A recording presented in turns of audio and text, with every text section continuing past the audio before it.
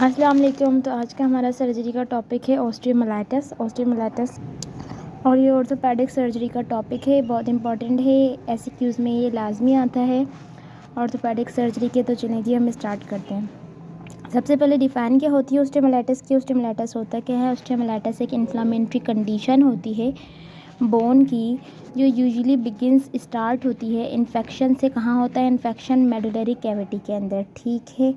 With medullary cavity और rapidly वो involve करता है हार्वेजियन सिस्टम के अंदर और क्वालिटीज़ की एक्सटेंड करती है। पैरासियम एरिया हमारा जो बोन के ऊपर जो कवरिंग होती है उसको हम पैरासियम कहते हैं, तो उसकी बात कर रही है, ठीक है। इसकी 3 टैप्स होती हैं। इसको 3 टैप्स के अंदर डिवाइड किया गया है according to the onset, location and duration.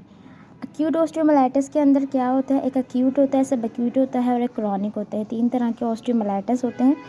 Acute की हम बात करेंगे। एक्यूट ऑस्टियोमाइलाइटिस के अंदर होता है क्या है? एक्यूट ऑस्टियोमाइलाइटिस पैथोजेनिक ऑस्टियोमाइलाइटिस होता है। कहाँ होता है? बोन की सरफेस में और बोन मेरो के अंदर। जो कास्ट कौन करवाता है? इन्फेक्टिक ऑर्गेनिज्म इसे कास्ट करवाता है। अच्छा जी, तो इसका ड्यूरेशन क्या होता है एक्यूट ऑस्टियोमाइलाइटिस का? 2 वीक के अंदर जो इसके सिम्टम्स होते हैं वो अपेयर होते हैं। और ये कॉमनली किसके अंदर होता है? मतलब ये कॉमनली जो पीरियड होता है एक्टिव ग्रोथ का 3 से लेके 16 साल तक की जो एज होगी उसमें ये होगा एक्यूट ऑस्टियोमाइलाइटिस। क्लासिफिकेशन होती है जो अब एक्यूट ऑस्टियोमाइलाइटिस की, वो हेमाटोजीनस ऑस्टियोमाइलाइटिस, पोस्ट ट्रॉमेटिक होता है और कंटेजियस स्प्रेड। हेमाटोजीनस में क्या होता है? हेमा से हम नाम से इसका अंदाज़ा लगा सकते हैं कि ये ब्लड की बात कर रहा है, ब्लड स्ट्रीम के अंदर होगा और ये कॉमन होगा चिल्ड्रन के अंदर।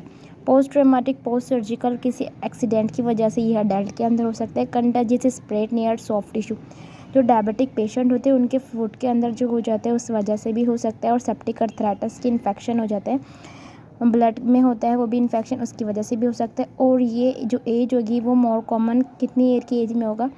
ग्रेटर देन 45 या 45 ईयर की एज के अंदर ये वाला होगा कंटेजियस स्प्रेड। अब हम बात करते हैं सब एक्यूट ऑस्टियोमाइलाइटिस के। सब एक्यूट ऑस्टियोमाइलाइटिस के अंदर क्या होता है? ये डिजीज़ होती है जो ऑर्गेनिज्म काज करवाता है। लो वायरुलेंस और हाई रेजिस्टेंस होता है, होस्ट के अंदर ही होता है। और प्राइमरी जो सब एक्यूट होता है वो इंसीडियस ऑनसेट की वजह से होता है।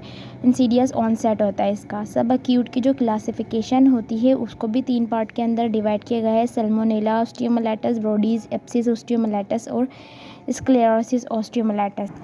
अब आ जाते हैं हम लोग क्रोनिक ऑस्टियोमाइलाइटिस पे। इसकी ज़्यादा याद नहीं कीजिएगा एससीक्यूज़ में, बस इसमें से ना एससीक्यूज़ आता है ना बीसीक्यूज़ आता है। बस ये एससीक्यूज़ लिखने के लिए 3 इसकी टैप्स है, ये याद कर लीजिएगा, वही बहुत है।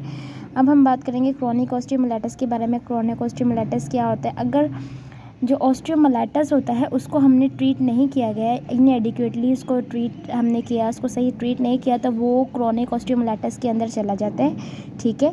अब हम बात करेंगे कि जो दूसरे इसके जो कॉज होते हैं वो वाटर की वजह से और माल न्यूट्रिशन की वजह से हो सकता है और हाई वायरुलेंस ऑर्गेनिज्म की वजह से भी हो सकता है।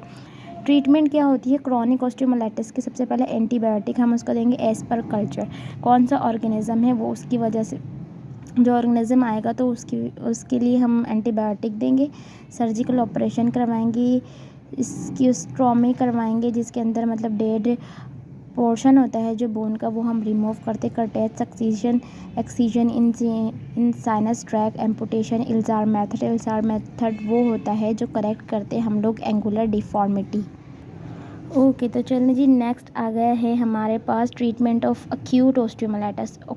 एक्यूट ऑस्टियोमाइलाइटिस की ट्रीटमेंट के बारे में हम बात करेंगे, ठीक है। इसके अंदर हम क्या देंगे? सबसे पहले तो हम एंटीबायोटिक देंगे, रेस्ट करवाएंगे, प्रॉपर उसकी लिम्ब की पोजीशन है वो करवाएंगे, सुइटेबल कौन सा उसका कास्ट लगेगा हम उसे सुइटेबल कास्ट लगाएंगे, एक्टिव मूवमेंट करवाएंगे उसके दूसरे जॉइंट के साथ,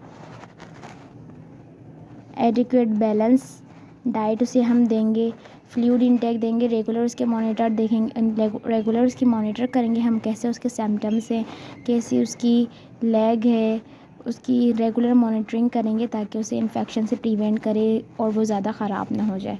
ऑब्ज़र्व करेंगे एडिमा, स्वेलिंग, रेडनेस और डिस्चार्ज तो नहीं हो रहा कोई उसे। आईवी फ्लूइड देंगे, डिहाइड्रेशन, ब्लड ट्रांसफ्यूजन करवाएंगे, सर्जरी देन आफ्टर फिजियोथेरापी।